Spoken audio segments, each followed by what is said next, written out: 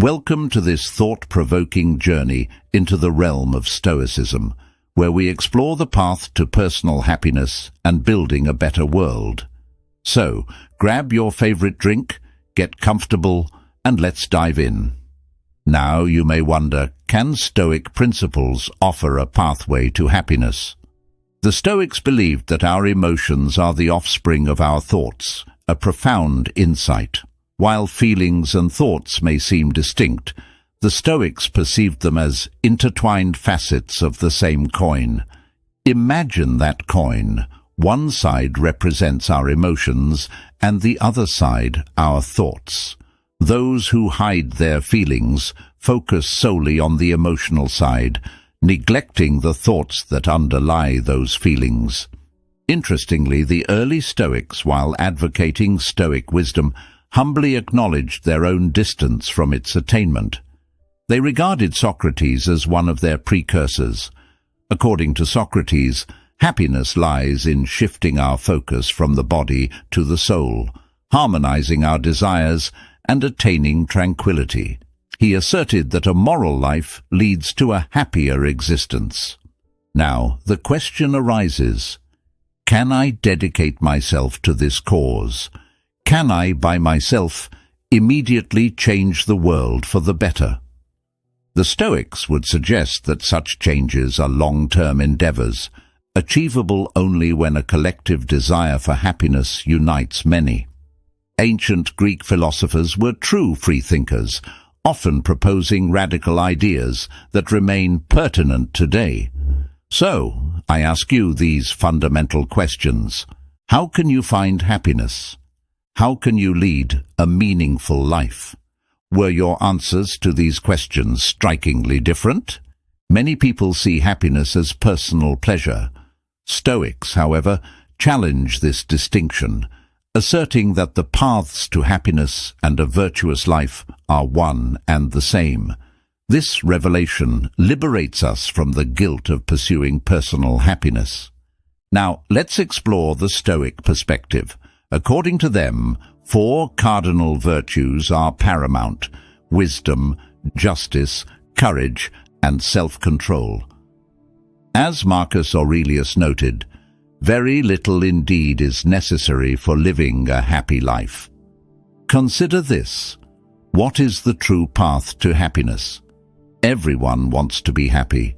But what is the best path to happiness? Is it pursuing A, pleasure and fun; B, achievement and status; C, money and material goods; D, rationality and virtue? If you answer D, then you may well be a natural Stoic. Rationality helps you decide what you need to do to be happy. Virtue means you have the right motivation. Can you see any problems with the non-Stoic answers A, B, and C? If D is the best path to happiness, what difference can this make to the choices you make today? Let me tell you an interesting story about King Midas. Granted one wish, King Midas asked that everything he touched be turned into gold. Unfortunately, this apparent blessing turned out to be a great curse. When Midas tried to eat, the food turned to gold as soon as it touched his tongue. He starved to death. Midas hugged his beloved daughter, and she turned into a gold statue. What do you think is the moral of this story? One may answer, don't be greedy, or don't be materialistic. The Stoic would agree with all of these, and add one more vital lesson. Don't overvalue external things like wealth, status, and pleasure. Today, please take a moment to write down some internals you're grateful for, the things money can't buy, such as your ability to take a step back and think things through, to decide what to value and to choose your attitudes. This probably wasn't in your agenda, but all the regrets. If only I could afford that holiday. If only I got that job. If only I could work up the courage to ask them out. Which of these if-onlys have you indulged in? Remember, people are more important than things I once knew. A woman who was a bit of a hoarder. She was surrounded by a mess of clutter. and her personal life reflected it. The reason: she was so attached to these things because they reminded her of the people who gave them to her, mostly deceased. I noticed she was also quite an unhappy person, uppity and anxious most of the time, needing to be in control of everything, even the uncontrollable. I always wanted to tell her that although these things reminded her of certain people, it seemed as if she valued the things more than the actual memories, desperately holding tight to suffocating clutter gifted to her wasn't bringing her loved ones back to life. In fact, these things were slowly taking her life, the virtues, a check-in. The Stoics believe that while pursuing external things like pleasure, achievement and money doesn't provide a reliable path to true happiness, such a path does exist. The key is to develop certain internal qualities. There are 4 internal qualities Stoics prize above all others: the 4 cardinal virtues, namely wisdom, courage, self-control, and justice. But what about money, you may ask? Does money always make you happy? Indeed not. There are many unhappy celebrities. What do we call the quality that allows us to use money well? Wisdom. The Stoics think that you nail your colors to the wrong mast if you aim for goals like pleasure, achievement, or material goods. They think that the virtues pave the way to lasting happiness and a good life. Virtues are skills which enable you to both live well and be happy. Without them, you will make a mess of things in the long run, sometimes sooner. Here is how the Stoic virtues can make you happier. You may want to write them down. Courage allows you to handle fear well. Without courage, fear and discomfort may prevent you from doing things that are worthwhile and important. Self-control enables you to manage your desires. Otherwise, you will be prone to eat or drink the wrong things, cheat on your partner, or go astray in other ways that wreak havoc on your life. Justice ensures you treat others well, exercising kindness and fairness. It creates and maintains not only harmony in relationships and community, but harmony within. Wisdom helps us to understand the world. While we can't control the whole world, we can control our perception of it. What's right or wrong, what is best for us all in the grand scheme of things, and what we can best do to bring that about. The more you develop wisdom, the better your whole life will go.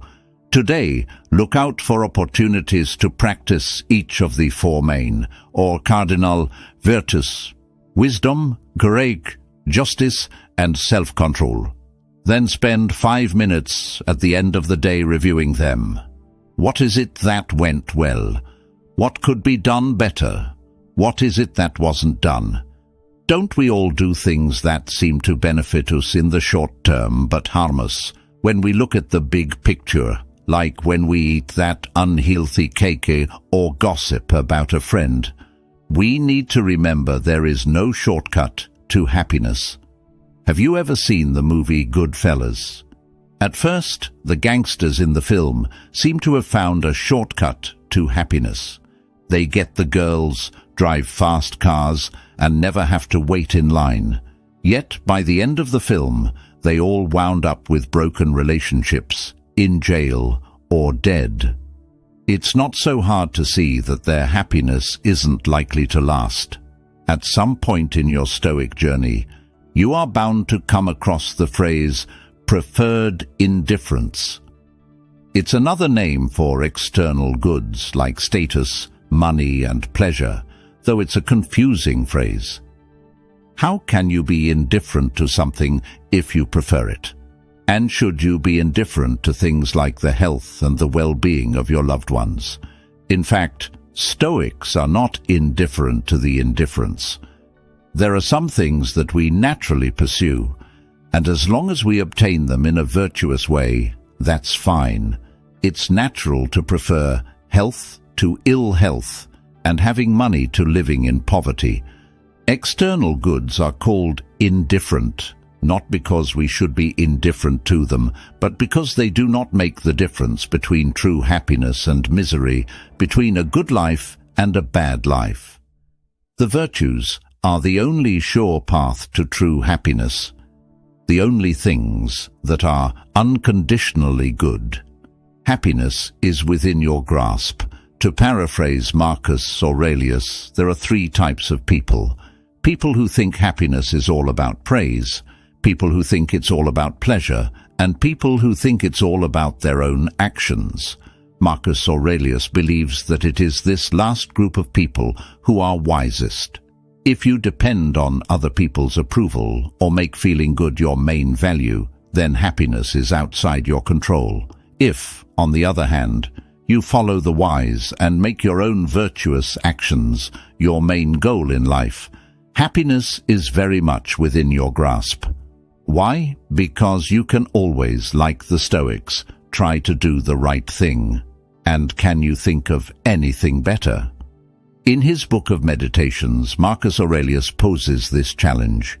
If you can find anything in human life better than justice, truthfulness, self-control, and courage, turn to it with all your heart and enjoy the supreme good that you have found.